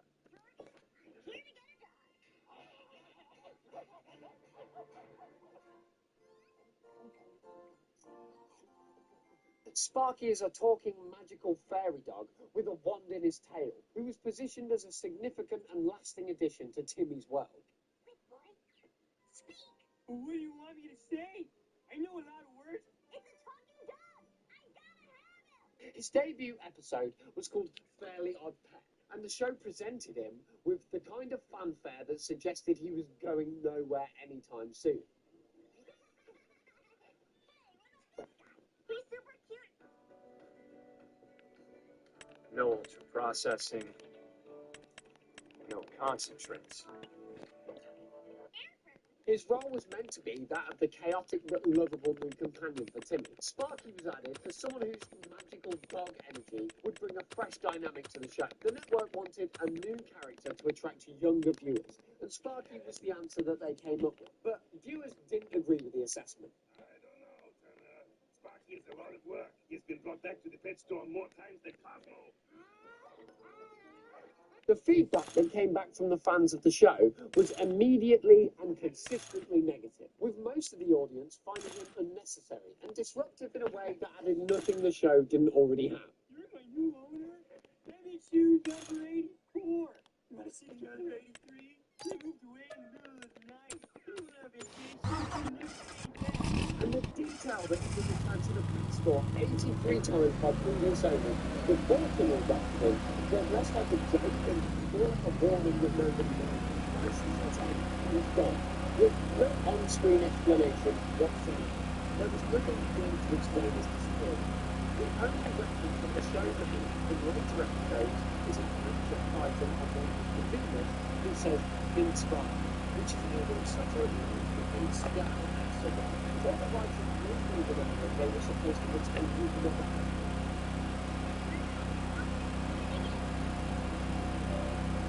Sparky was introduced as a character who changed the show and was removed from it with a single word of explanation, which makes it one of the cleanest examples of a disappearance on this entire network. When you look at all of these together, the range of reasons behind their disappearances is striking.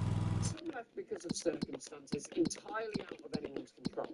Some disappeared because of disputes that had nothing to do with the characters themselves, and others were quietly phased out of the show, while the show chased new directions that didn't work, leaving behind the originals that had actually been working all along. What connects all of them is the absence of any real goodbyes, and a last appearance that nobody knew at the time was going to be the last one. After which, the show continued as if the character had never been particularly important. Some of them genuinely were important, and looking back on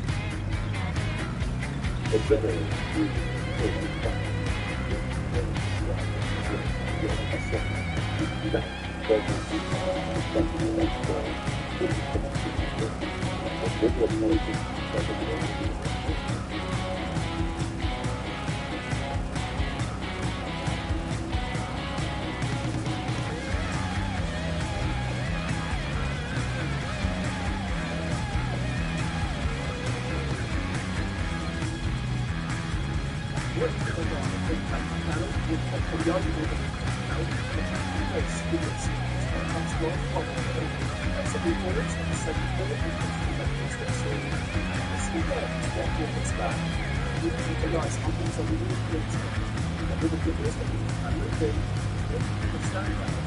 After the test of the goal, after the really well translation and that's negative, it's like it's turning into a shell form. The only downside that you can replace the concept of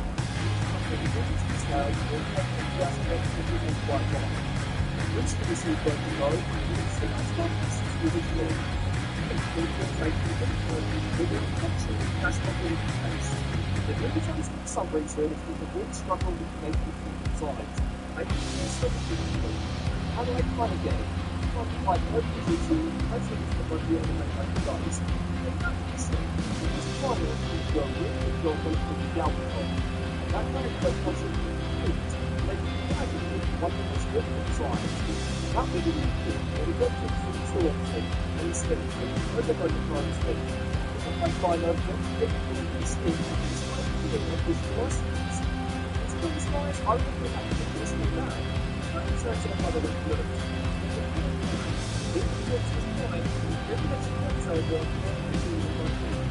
I think that you have to make a little bit of much more. I think it should be.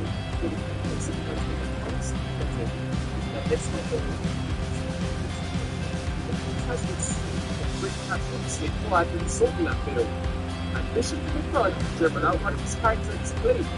Unlike the original, there are no door panels or backpacks really in slight shape. There are definitely a lot of details though, I think unfortunately kind of get lost in the sculpt, due to a common issue with the majority of these figures, that being the lack of paint. On the side though, this figure pulls up so well.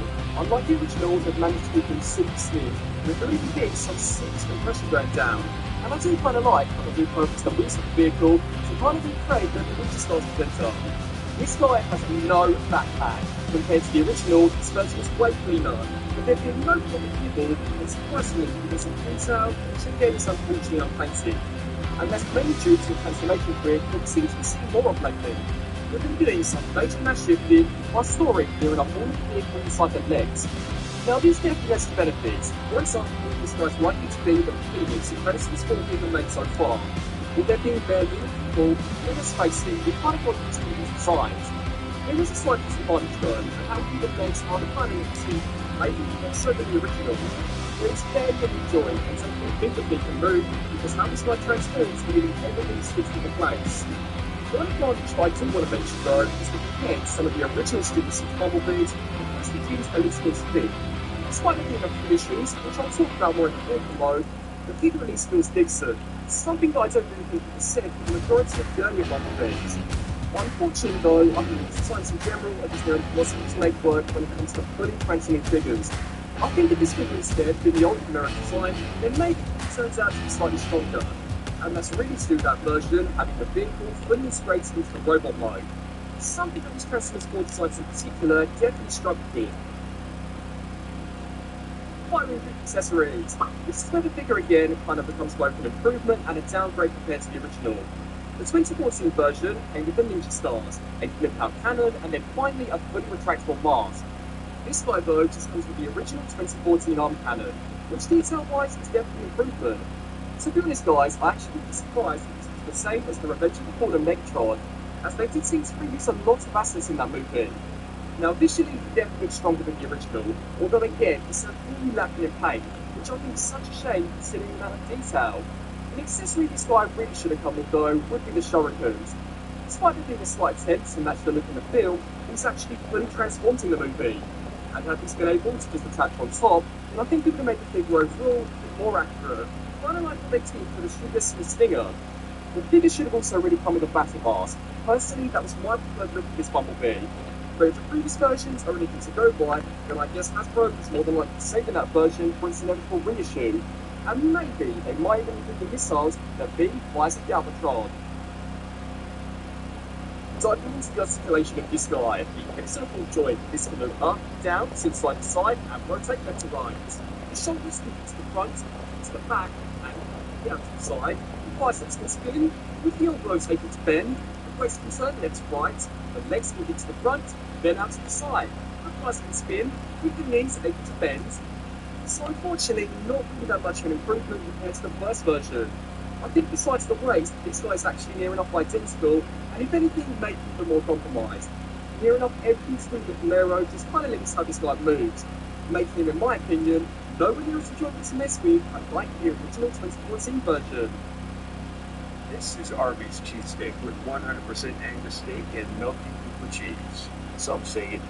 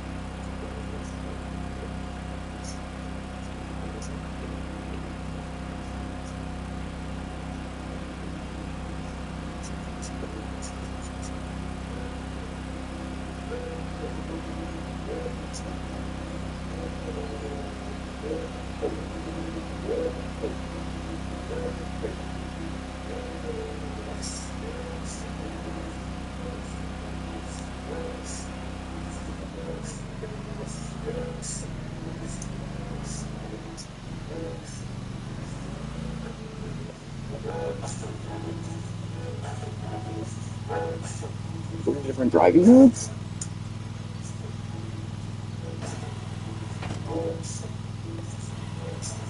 What the?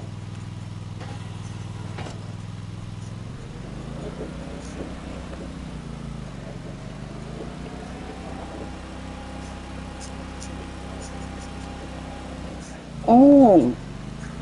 It's a bit faster, yes.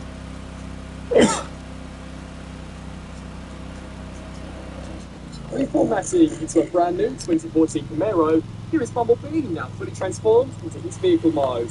And that transformation, despite being pretty mind-blowing, is not enjoyable. One of the charms of the original 2014 version was the transformation was still fairly fun, despite being simple. This guy, on the other hand, I kid you not, I literally cringe nearly every single time I have to transform the legs. And the main reason for that would be Hasbro's persistent use of making key joints in clear plastic. I really thought after the rise of the Beast Bumblebee, they'd finally found a way to keep the clear parts without actually using them for the transformation. To be entirely honest, my first thought is that this figure is going to end up being someone's first, and I'm really sorry to say, but as an introduction to Transformers, I don't think this one's going to hold up over time. And that's a real shame, because the transformation is definitely unique, and at some points, it kind of reminds me of a third fight figure. But to actually make both this joint and this peg in a smoky clear plastic is honestly just beyond me. The only very slight advantage this does have over some of those original figures would be the quality of this guy and its fit. Even the key parts are pretty sturdy, but who knows if anything lasts over time. Now with that being said, the Camaro mode looks incredible.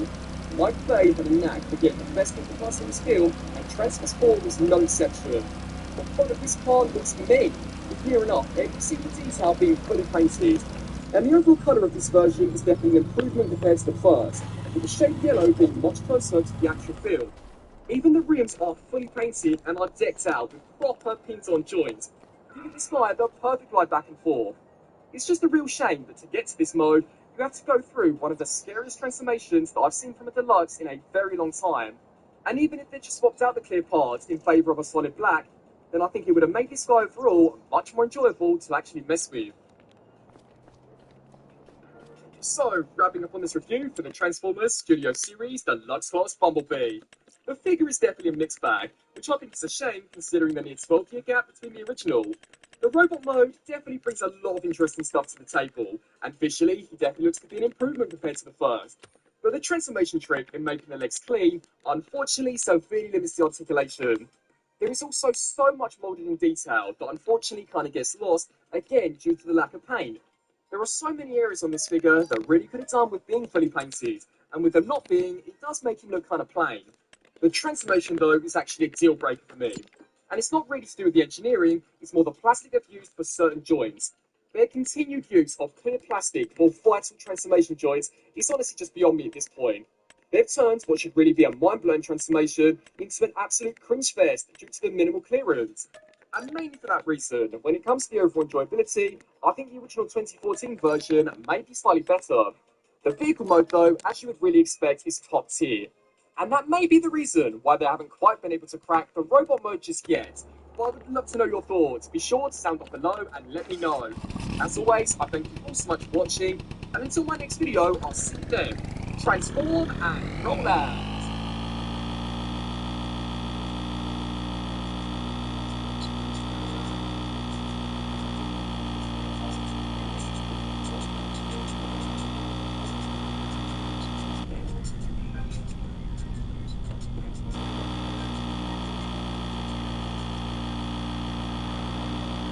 Go ahead, just say. Oh, it's totally different. You mean the one rewind.